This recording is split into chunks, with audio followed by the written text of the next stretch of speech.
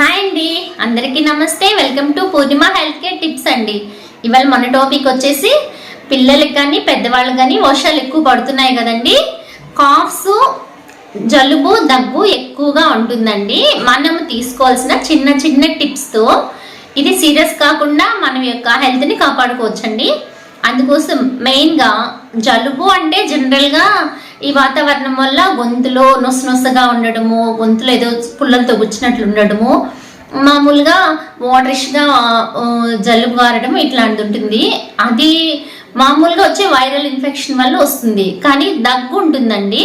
ఒకవేళ ఫీవర్ వచ్చి జలుబు వచ్చి ఈ రెండు తగ్గిపోయినా కూడా కొందరిని దగ్గు బాగా ఇబ్బంది పెడతా ఉంటుందండి. అదేంటంటే ఏదర్ కఫంతో కూడినటువంటి దగ్గు ఒకటి, అసలు కఫం ఏమి ఉండదండి, డ్రై కఫ్. ఊరికే అదేమంటే తెమడలుగా అంటే గ్యాప్ ఇచ్చి ఊపిరాడకుండా దగ్గు వస్తూ ఉంటుంది. సో ఇది ఏ కారణం వల్ల వస్తుందంటే చెప్పాను కదా, మనకు వచ్చేటువంటి ఈ సీజనల్ వాటర్ చేంజ్ వల్ల కావచ్చు, వాతావరణం మార్పు వల్ల కావచ్చు, ఆ తర్వాత వచ్చి వైరల్ ఇన్ఫెక్షన్స్ కావచ్చు, బ్యాక్టీరియల్ ఇన్ఫెక్షన్స్ కావచ్చు. నెక్స్ట్ ఈ యొక్క డ్రై కాఫ్ వచ్చేది వచ్చి మెయిన్గా హార్ట్కి ఏదైనా ఇన్ఫెక్షన్ అయినా, హార్ట్ ప్రాబ్లమ్స్ ఉన్నా, ఆస్థమాటిక్ ప్రాబ్లం, అలర్జిక్ బ్రాంకైటిస్ వల్ల కూడా ఈ యొక్క కాఫ్స్ అనేటివి వస్తుంది అండి. ఈ కఫంతో కూడినటువంటి కాఫ్ వచ్చి బ్యాక్టీరియల్ ఇన్ఫెక్షన్. ఈ కఫం కానీ డిఫరెంట్ కలర్ని బట్టించి ఇన్ఫెక్షన్ డిపెండ్ అయి ఉంటుందండి. దాని పక్కన పెడితే ఇవాళ మనం డ్రై కాఫ్ గురించి డిస్కస్ చేసుకుంటాం. దానికి హోమ్ రెమెడీస్ ప్లస్ మెడిసిన్ కూడా నేను మీతో షేర్ చేస్తానండి. ఈ డ్రై కాఫ్ వచ్చి అసలు జలుబు, దగ్గు, జ్వరం అన్ని అంటే జలుబు జ్వరం తగ్గిపోయినా కూడా అంటే గ్యాప్ ఇచ్చి నైట్ టైము పనుకోన్నారనుకోండి, ఊపిరాడకుండా దగ్గు వచ్చేస్తుంది. ఈవెన్ ఫుడ్ తీసుకునేది కూడా వామిటింగ్ అయ్యేట్లు విపరీతంగా దగ్గు వస్తుంది. దగ్గినప్పుడు అయితే డ్రైగా వస్తుందే కానీ ఏ విధమైన కఫం కానీ రాదు. వీళ్ళైతే చాలా ఇబ్బంది పడుతుంటారండి, పిల్లలకు కానీ పెద్దవాళ్ళకి కానీ.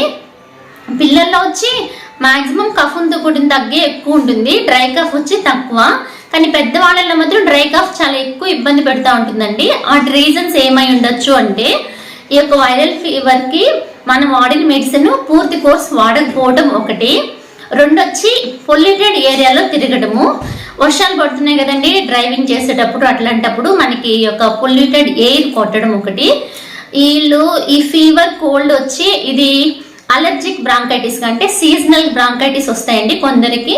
ఆ యొక్క లంగ్ కెపాసిటీ అటు ఇటు అయినందువలన సో అలర్జిక్ బ్రాంకైటిస్ ఉండొచ్చు. కొందరికి వంశపారంపర్యంగా ఆస్తమా అటాక్ అవ్వచ్చు. ఇంకా కొందరికి వచ్చి డ్రై కాఫ్స్ వచ్చి ఈ యొక్క తీసుకునే ఫుడ్ పొలమారినప్పుడు కూడా ఇట్లాంటి డ్రై కాఫ్స్ అనేటివి వస్తూ ఉంటాయండి. సో ఈ రీజన్స్ తో మనకి డ్రై కాఫ్స్ సర్టెన్ రీజన్స్ తో వచ్చింది. ఓకే, మనం ఎలా ట్రీట్మెంట్ తీసుకోవాలి, దీనికి ఎలా తగ్గించుకోవాలండి. ఫస్ట్ హోమ్ రెమెడీ చెప్తానండి. హోమ్ రెమెడీ వచ్చి మన ఇంట్లో పెద్దవాళ్ళకైతేనే ఇది యూజ్ అవుతుందండి, పిల్లలకైతే ఇది ట్రై చేయకపోవడం బెస్ట్ అండి. ఇంట్లో నల్ల మిరియాలు ఉంటాయి కదా, నల్ల మిరియాలు ఒక 5-6 నల్ల మిరియాలు తీసుకోండి. కొంచెం కచ్చాపచ్చగా దంచేసి ఒక ఉప్పు, రాళ్ళు ఉప్పు కానీ సాల్ట్ కానీ కొంచెం యాడ్ చేసుకుని దాన్ని నమిలి బుగ్గను పెట్టుకుని రసం మింగుతా ఉంటే ఈ డ్రై కాఫ్ ఒక 3 to 4 days అలా చేశారంటే కంట్రోల్ అవుతుందండి. ఏ టైంలో వస్తుందో ఆ టైంలో చేస్తేనే ఇది కంట్రోల్ అవుతుందండి. ఇంకా లవంగ మొగ్గ కానీ హెల్ప్ అవుతుందండి. అన్నిటికంటే బెస్ట్ వచ్చి వేడి నీళ్ళు ఉంది కదా, ఆ వేడి నీళ్ళు రెగ్యులర్గా తాగడంతో పాటు కాఫ్ వచ్చిన టైంలో గోరువెచ్చలుగా వాటర్ చిప్ చేస్తా ఉన్నా తగ్గుద్దండి. ఇంకా త్రూఅవుట్ ఫుల్ డే అంతా అవర్ బేసిస్ కింద గంటకోసారి గోరువెచ్చల నీళ్ళు రెగ్యులర్గా చిప్ చేయాలంటే గ్లాసెస్ తాగక్కర్లేదు, జస్ట్ చిప్ చేస్తా ఉంటే ఈ కాఫ్ అనేది కంట్రోల్ అవుతుందండి. రెండోది వచ్చి నెబులైజేషన్స్ పెట్టుకోవడం అండి. ఈ యొక్క ఏదన్నా అన్కంఫర్టబుల్ ఫారిన్ బాడీస్ ఏమన్నా అడ్డం పడిందా, లేదంటే ఈ యొక్క ఇన్ఫెక్షన్ ఏమన్నా ఉందా, లోపల తెలియకుండా ఈ యొక్క బ్లాక్స్ ఏమన్నా ఏర్పడ్డాయా, అది కంట్రోల్ అవ్వాలా, ఈ కాఫ్ రాకూడదంటే బెటర్ టు నెబులైజేషన్ అండి. అది బెస్ట్. ఈ యొక్క మెడికేషన్లో నెబులైజేషన్ బెస్ట్, ఇన్హేలర్స్ యూజ్ చేయడం బెస్ట్. మన ఇంకా హోమ్ రెమెడీలో వచ్చి మామూలుగా వచ్చి ఈ యొక్క మనకి బాడీలో రెసిస్టెన్సీ తగ్గితేనే ఈ యొక్క వైరల్ ఇన్ఫెక్షన్స్ కానీ లేదంటే బాడీలో ఈ ఆస్థమాటిక్ ప్రాబ్లమ్స్ కానీ బయటపడతాయండి.